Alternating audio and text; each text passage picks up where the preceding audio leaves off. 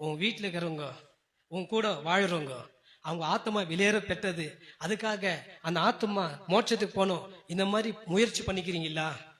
சொந்தக்காரங்க அவங்க ரட்சிக்கப்படணும், மனம் திரும்பணும், முயற்சி பண்ணிக்கிறீங்களா?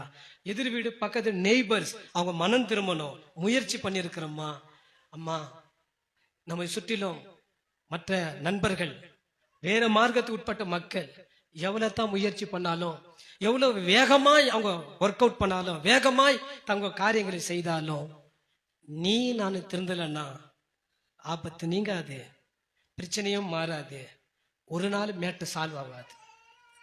மனம் திரும்ப வேண்டி நீ நான் திரும்பினத்தான் பிரச்சனைக்கு ஒரு முற்றுப்புள்ளி வருமே தவிர, உனக்காக இன்னொருத்த வேண்டிக்கிறதுனால ஒரு பிரயோஜனமே இல்லை. உனக்காக நீ தான் வேண்டிக்கணும். உனக்காக யார் வேண்டிக்கணும்? நீ தான் வேண்டிக்கணும்.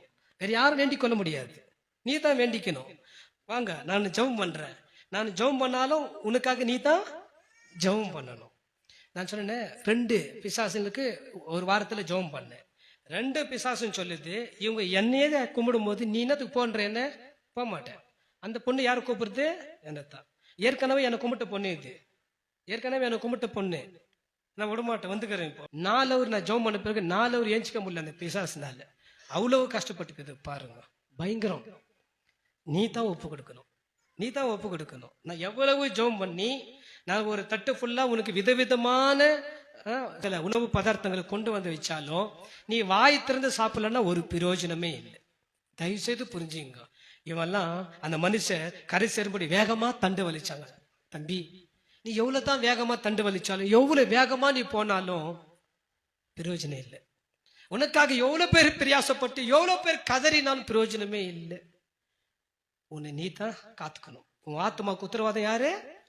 என் புருஷனால தான், என் மனைவினால தான், என் பிள்ளைங்கனால தான், என் கூட பிறந்தங்கனால தான் இந்த கதிக்கு ஆயிட்டேன்.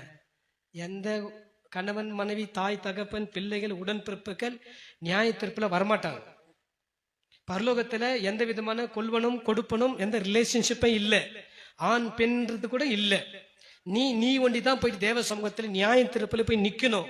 நான் கடவுளுக்கு கணக்கு கொடுத்துக்கிறேன்னு சொல்ற மாதிரி இது நீங்க போற லோக்கல் ஸ்கூல் மாதிரி எல்லாம் கிடையாது. தேவ சமூகம் பயங்கரம், நியாய தீர்ப்பு கோடானு கோடி மடங்கு பயங்கரம். அந்த ராஜாவின் முகமே அப்ப வேற. அவருடைய காலை பார்த்தாலும் பாதங்களை அப்படி திகு திகுன்னு எரிகிற நெருப்பு மாதிரி இருக்கு. அவருடைய கண்ணு இப்போ இருக்கிற கண்ணு புறா கண்கள். நியாய தீர்ப்புல அவருடைய கண்கள் எப்படி இருக்குதா? அக்னி ஜுவாலை போல இருக்குமா. புரியுதுங்களா? எல்லாம் சீன் மாறுது. இங்க எல்லாம் வேலையும் காட்டினீங்களா, அந்த மாதிரி இல்ல.